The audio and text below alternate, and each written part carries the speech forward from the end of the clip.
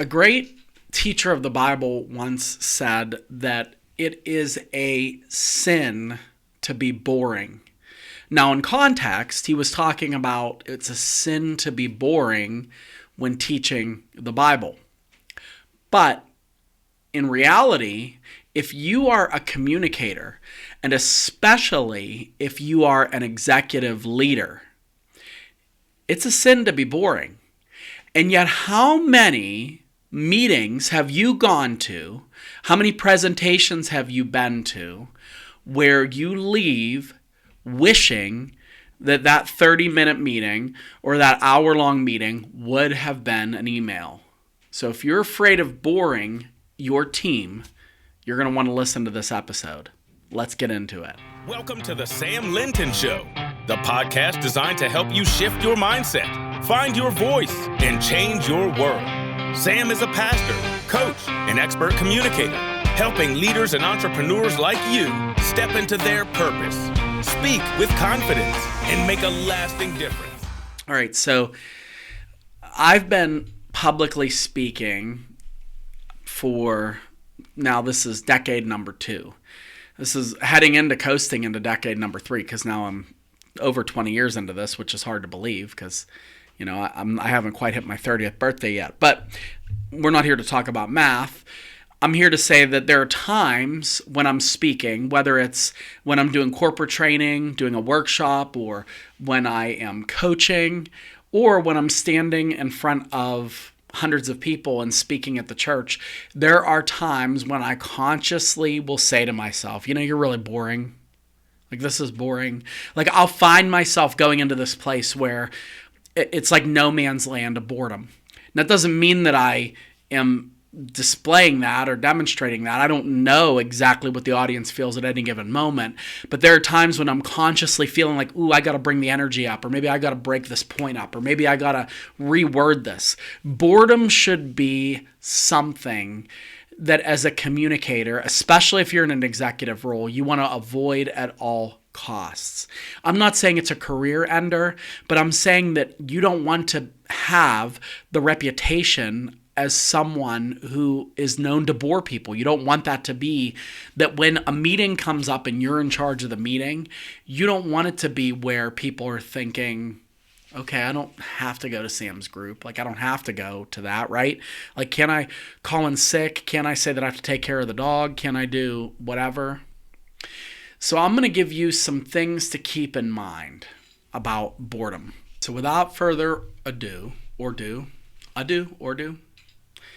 that is, without any more waiting, I want to give you the principles that will keep you from being boring, because you don't want to be boring. It's better to be short than boring. It's better to be a little quick and move through things kind of fast than a little boring. So the first thing, and this is the most important, irrelevance is the fastest path to boredom. Irrelevance is the fastest path to boredom. Now, if you are listening to this and you say, well, it's my meeting, it's all relevant, none of it is. It can't all be relevant. Here's why. Because, this is kind of, I know I'm a broken record when it comes to this stuff, especially when I'm working with technical folks, but all of the data can't be relevant because there's no action there. The data is just what it is. So the burden falls on the communicator to shape the data into some sort of story that your audience or your team can take action on. And if you aren't willing to do that work, what's going to happen is your presentation or your meeting is going to be irrelevant. And it's going to immediately cut people off. So the biggest problem with this that executives have is they think that them just being in the same room as the team and them speaking makes it relevant. And that's just flat not true in any regard. Here's how you know. Because go to a stand-up comedian. If you are there and a stand-up comedian starts talking about what it's like to raise a child, or what it's like to have a newborn child, or what it's like to own a sheep farm, let's say something like that, or a goat farm. I don't know what kind of farms people have. You're going to give a little bit of patronism to, what is up with my words today? You're going to patronize that comedian for a little bit, listen a little bit, and then tune out pretty quickly, because you don't have a farm. You don't have a farm for the most part. Or if you came there and you just started dating your girlfriend, you don't have children yet, you're going to instantly be waiting for the thing that you can connect to. So you know how this works already outside of the corporate setting. So it's no different in the corporate setting. People are looking for relevance to themselves as to why they're at that meeting. And just because you're there and you're important, I'm putting that in air quotes, important, or you have authority, which may very well be, that doesn't mean that they have to tune into what you're saying if it's not helping them or causing them some sort of a thing that's going to keep them from consequence. So I'll give you some background of how you could be irrelevant. First, you might dive too deep into the background of a situation. You might go way back into a situation that you're dealing with, and you have to let the team know about the particular situation, but then you give so much backstory that the message that you're trying to say is lost. Another thing is that you could become overly used to sharing accomplishments or history that the team is already well familiar with. Now, there's a danger to this if you're dealing with a larger audience, because a lot of times if you're dealing with a larger audience, they need to hear things 20, 30, 40 times before they actually see its relevance and can repeat it. I deal with this in the church. We have our small team and our leadership team. We have our staff, and then we have our leadership team, right? Like the people that are outside of the staff that are leading. And the staff sometimes assumes that everybody on the leadership team is familiar with the stories, like the origin of the church, the vision of the church, the organizational structure, and they assume, oh, we've already talked about this. But remember, that leadership team might have only been exposed to that a handful of times, whereas the staff deals with it on the regular. Now, you expand that out to the church, the congregation, and they have only been maybe exposed to it 1 or 2 times. So it's even more important to repeat those things until you feel like I might be overdoing it. Well, when you are the leader and you're leading a staff meeting, you have to be cautious that maybe you're going in the opposite direction. You keep repeating and repeating and repeating to the point where they're like, okay, we already know this. Now, I would suggest bringing up different ways to bring that message home, but you just want to make sure that you're not listing history or accomplishments that everybody already knows and that's canon that everybody can recite. And then this is a really big problem for executives, sharing numbers that don't impact anybody's decisions. So if you share that there are 3,000 homes in Western Pennsylvania that have never bought a bag of quinoa, and you are a rice manufacturer, I think you have lost the plot. Like, it's cool to know that 3,000 homes have never bought in a bag of quinoa, but that's not going to help the people that are responsible for rice. And if you're a rice manufacturer, you're packaging rice, it's not going to help them to make more decisions. You're just telling them an interesting thing about a market share adjacent to what you're looking at. And I will tell you, just because it's interesting to you, it's not going to necessarily be interesting to them. So a way to shortcut this, and this will help you to kind of cut down if you do struggle with this, is start a sentence in the middle of that data by saying, here's why this is important to you, and then explain it. If you can't draw the connection to why you're saying that to the people in the room, you are on the edge of being irrelevant. Again, they'll go with you for a little bit. They'll patronize you for a little bit, like the comedian. But it's not going to last because they can't see how it connects to them. People are selfish. It's not a bad thing. I mean, you are the same way. I'm just saying, like, selfish in that I want to know what I have to do. Like, it's not necessarily selfish, like I only want what I want. It's selfish in terms of what do I need to take out of this so that I could do a better job, right? So, irrelevance, that's the biggest problem, all right? And we'll talk a little bit more about being relevant. But the second principle, and this is kind of a offshoot of last week, we're not going to spend too much time on it, but it's talking too much about yourself. Talking too much about yourself. I said leaders, if they do them correctly, can use stories as an excellent way to clarify the win, to show vulnerability, to do those things that require heavier lifting organizationally. But sometimes if you get a particularly charismatic leader, they will find opportunities to bring stories where they are not necessarily relevant. And again, it's dangerous. Now, I'm not saying that the stories are entertaining. I'm just saying if they're not feeling relevant to what we're here to talk about, it's going to bore the people. And specifically a focus on yourself. So a couple things.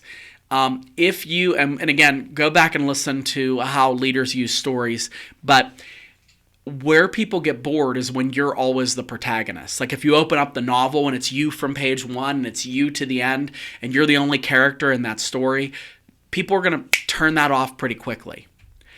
If you come across as constantly self-congratulatory, like you're focusing on your laurels and you're focusing on what you've accomplished, people are going to start to kind of buck that and tune out a little bit. So the key is when you're talking about yourself, and again, a whole episode to this a couple weeks ago, but when you're talking about yourself, make sure that the story that you're sharing transfers into something that has to do with them. A lesson, a spotlight on someone, maybe something that you can identify with to help people see that they're not alone, that you yourself have gone through this, whatever.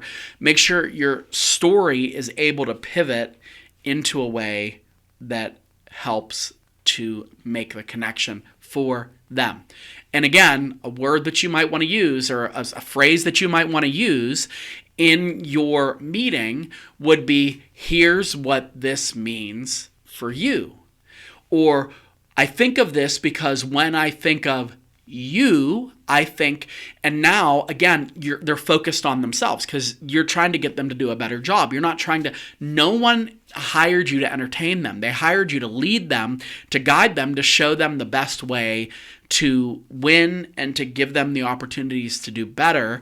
So you want to use that story as a tool to help them to get over whatever those pitfalls might be that you're trying to get them to avoid. So make it translate into a lesson or a connection for them.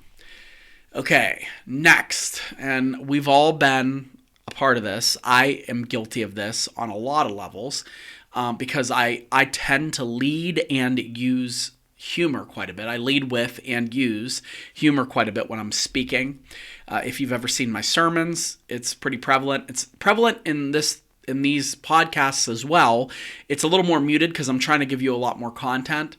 But if you've ever been to one of my corporate events or received any of my coaching, you'll see that humor is something that I just really utilize to try to make a connection.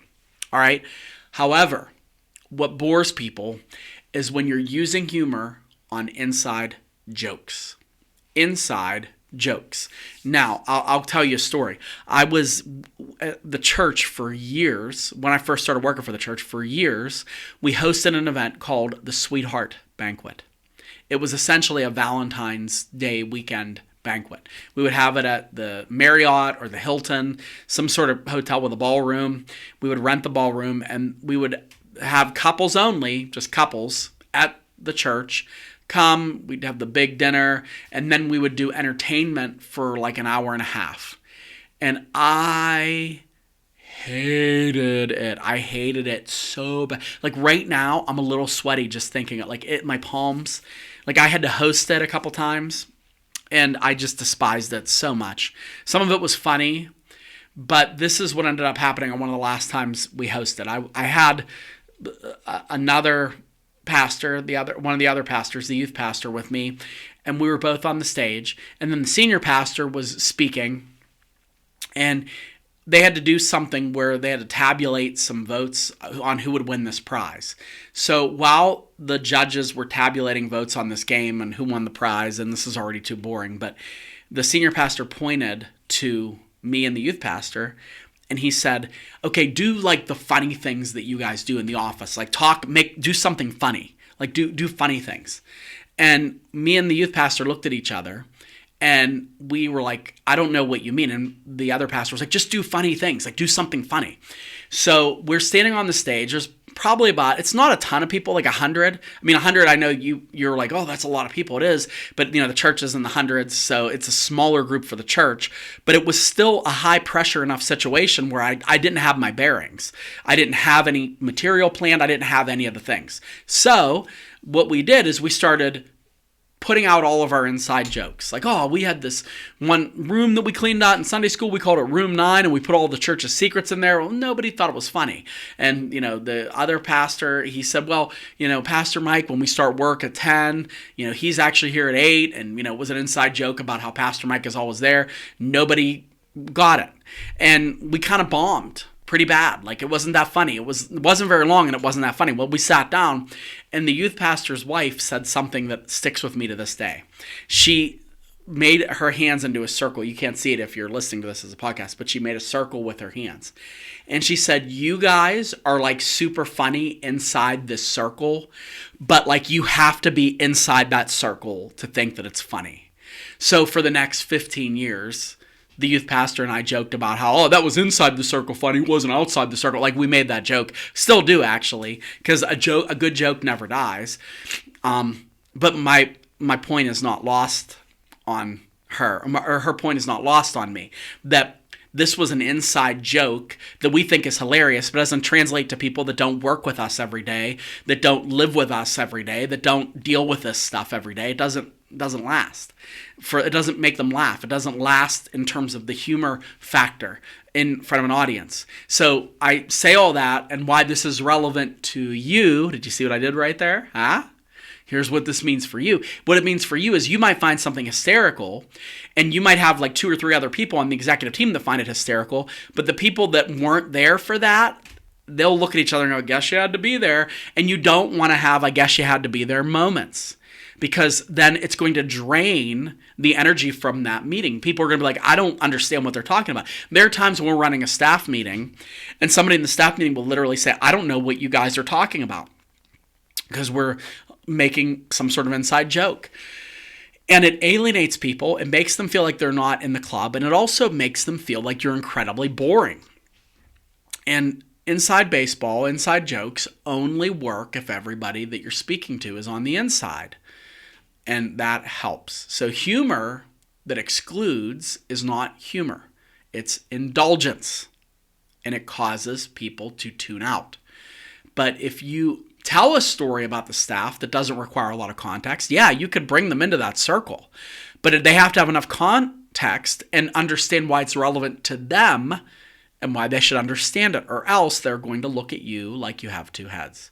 So if somebody feels left out or confused, cut it. Don't make a joke like that. Don't do it. There's, and again, you could run it through that filter. Do they understand this? Like, does this require a lot of context? And if it doesn't, go for it. If it does, the delete key is on your machine for a reason, Stephen King would say. And so don't be afraid to kill your darlings if you're running the meeting. All right. Kill your darlings means edit your content, not kill your team members, because I do not advocate for that ever. Full disclosure. All right, next. Principle number 4. Information without passion. If you are not excited about what you are speaking about, your team is not going to become more excited. A lot of times we think that we're going to show up for a meeting and we're going to have the guy from Elf, Will Ferrell from Elf there, Buddy. And he's enthusiastic about everything. And he raises the level of enthusiasm around everybody. That's not going to happen. Their level of enthusiasm about what you're talking about is never, in most cases, I'm going to say 99% of all cases, going to surpass your level of enthusiasm. It's not going to happen. So if you are looking at your agenda for a meeting and you are like, I should probably care about this, but I don't, I would cut as much of that agenda out as you can.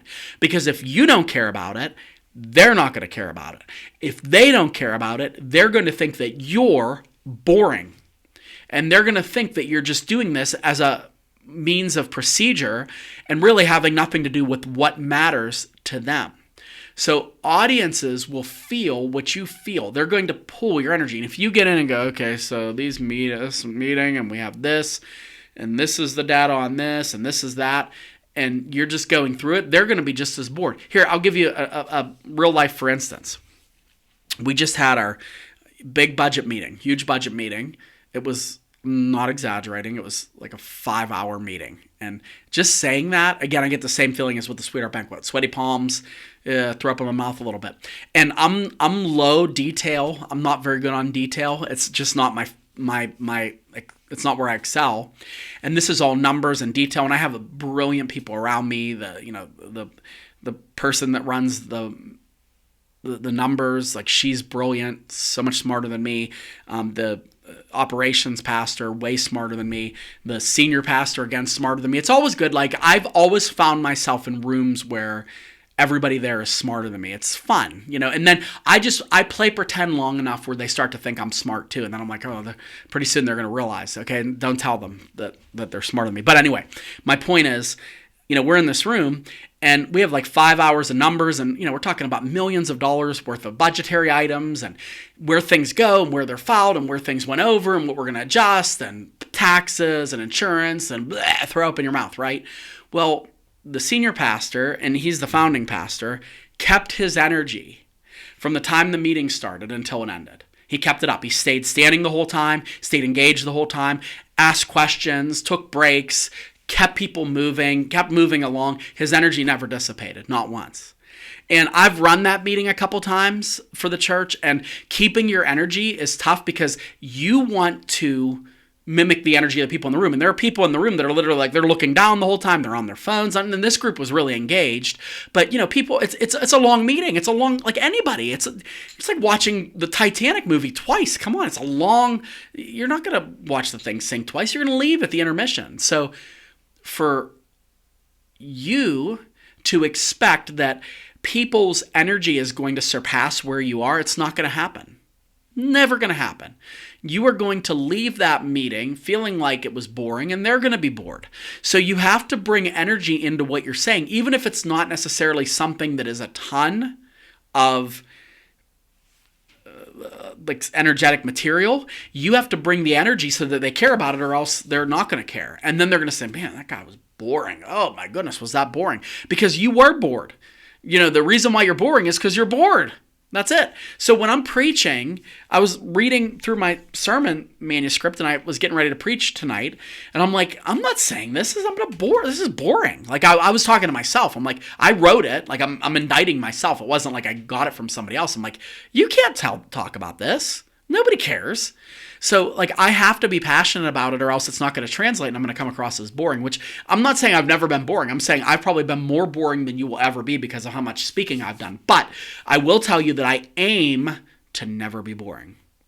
I will tell you that. So avoid being boring. And a couple things will help you. I'm going to give you some quick pointers. Always keep in mind who your audience is and what they care about in that moment. Next, what do I want them to walk away with? Either believing, feeling, or doing. What do I want them to walk away with? Either believing, feeling, or doing. Next of all, when it comes to your stories, what is one story or illustration? It doesn't have to be your story. It could be anecdotal from somebody else on the team. That's even better. What's one story I can share that will help them to have this point stick? Next question, what should I cut? What darling needs killed? What in this meeting doesn't belong in this meeting? And then lastly, and you could play to the strength, what most excites me about this meeting? Like, what do I want to impart? What is my big thing that's going to rattle the cages for this meeting? What is it? So those questions are a good filter to help you to narrow your focus so that you kill boredom once and for all. If you want help with that, podcast@samuellinton.com, and I could help you. If you're doing well, write podcast@samuellinton.com and let me know why you're doing well, why you're good at this. Tell me what tips you have for us.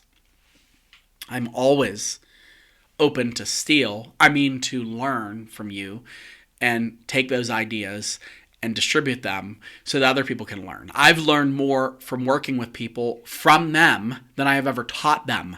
I learn from people, not the other way around. So, until next time, thank you for tuning into the Sam Linton Show. Hope you're getting ready for the exciting time in the holidays. And in the meantime, shift your mindset, find your voice, change your world. We will see you soon.